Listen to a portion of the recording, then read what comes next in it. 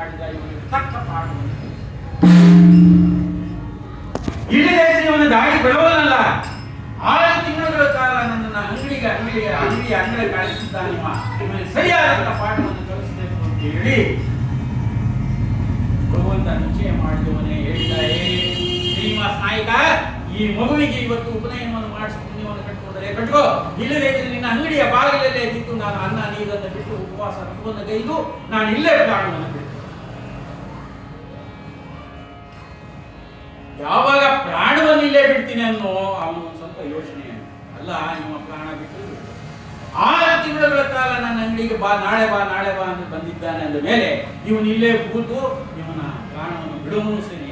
ಇವನು ಪ್ರಾಣವನ್ನು ಬಿಟ್ಟರೆ ಇವನು ಸುಖ ಸಂಸಾರಕ್ಕೆ ಎಷ್ಟು ಖರ್ಚಾಗ್ತದೆ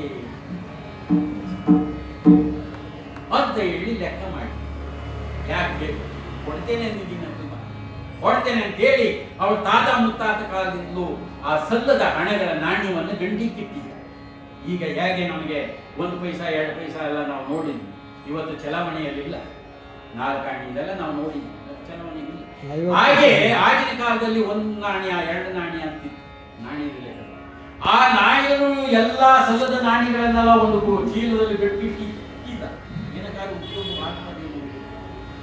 ಆಗ ಆ ಚೀಲವನ್ನು ಬಿಚ್ಚಿ ಎಲ್ಲವನ್ನು ನೋಡ್ತಾನೆ, ಎಲ್ಲವನ್ನು ಎತ್ತಿ ನೋಡ್ತಾನೆ. ಏನಾದ್ರೂ ಸ್ವಲ್ಪ ಆ ನಾಣ್ಯದಲ್ಲಿ ಕಂಡ್ರೆ ಯಾವತ್ತಾದ್ರೂ ಸಲ್ತದೇನೋ ಅಂತ ಎತ್ತಿಡ್ತಾನೆ. ಹೀಗೆ ನೋಡಿ ಒಂದು ನಾಣ್ಯವನ್ನು ಎತ್ತಿ ನೋಡಿದ, 2 ಬದಿಯಲ್ಲಿ ಏನೂ ಇಲ್ಲ.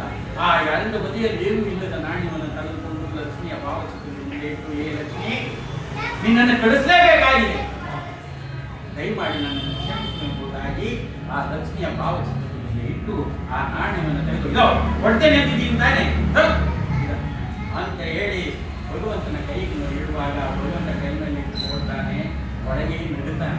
ಅಯ್ಯೋ ಪಾಪ, ನಿನ್ನನ್ನು ಕಳಿಸಿದ್ದು ಜಗತ್ತಿನ ಜೀವಿಗಳನ್ನು ಉದ್ಧಾರ ಮಾಡಲಿಕ್ಕಾಗಿ, ಅಜ್ಞಾನವನ್ನು ಹೋಗಲಾಡಿಸಲಿಕ್ಕಾಗಿ, ಸುಜ್ಞಾನವನ್ನು ಕಳಿಸ್ಲಿ ಅಂತ ಹೇಳಿ ನಿನ್ನನ್ನು ಕಳಿಸ್ತೀನಿ. ಇಷ್ಟೊಂದು ಲೋಭಿಯಾಗಿ, ಇಷ್ಟೊಂದು ಜಿಗುಣನಾಗಿ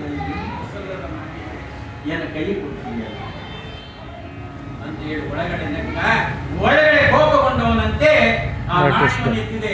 ಶ್ರೀನಿವಾಸ ನಾಯಕ, ಎಲ್ಲೂ ಸಲ್ಲದ ನಾಣ್ಯವನ್ನು ಕೊಟ್ಟಿದ್ಯಾ, ಅಂತೇಳಿ ಲೋಭಿಯಾದಂತ ಶ್ರೀನಿವಾಸ ನಾಯಕನಿಗೆ ಮೊಬೈಲ್ ಮೇಲೆ ಬಿಸಾಕದೇನ, ತಲೆ ಮೇಲೆ ಅದನ್ನು ಎತ್ತ ಮತ್ತೆ ಕಣ್ಣಿಗೆ ಹೊತ್ತುಕೊಂಡು, ತಾಯಿ, ನನ್ನ ಮೊರೆಯನ್ನು ನೀನು ಆಲಿಸಿದ್ಯಾ, ನೀನು ಕೇಳಿದ್ಯಾ ಅಂತ ಹೇಳಿ ಭಾವಚಿತ್ರಕ್ಕೆ ನಮಸ್ಕರಿಸಿ ಮತ್ತೆ ಆ ನಾಣ್ಯವನ್ನು ಚೀಲದಲ್ಲಿ ಶ್ರೀನಿವಾಸ ನಾಯಕ. ಭಗವಂತ ನೋಡಿದ, ಶ್ರೀನಿವಾಸ ಇವನಿಗೆ ಸರಿಯಾದ ಪಾಠವನ್ನು ಕಲಿಸ್ತೇನೆ ಅಂತ ಹೇಳಿ ಆ ಒಟವನ್ನು ಕರ್ಕೊಂಡು ನೇರವಾಗಿ ಶ್ರೀನಿವಾಸ ನಾಯಕನ ಮನೆಗೆ ಬಂದ. ಯಾವಾಗ ಶ್ರೀನಿವಾಸ ನಾಯಕನ ಮನೆಗೆ ಬರುವಾಗ ಆ ಶ್ರೀನಿವಾಸ ನಾಯಕನ ಪತ್ನಿಯಾದಂತಹ ಸರಸ್ವತಿ ದೇವಿಯವರು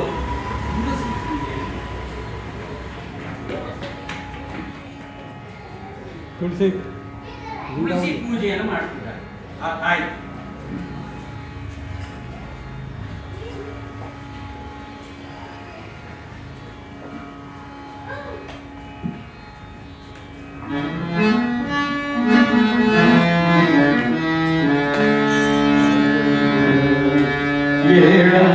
ತುಳಸಿ ಕೋಮಲವಾಣಿ, ಕೇಳಮ್ಮ ತುಳಸಿ ಕೋಮಲವಾಣಿ,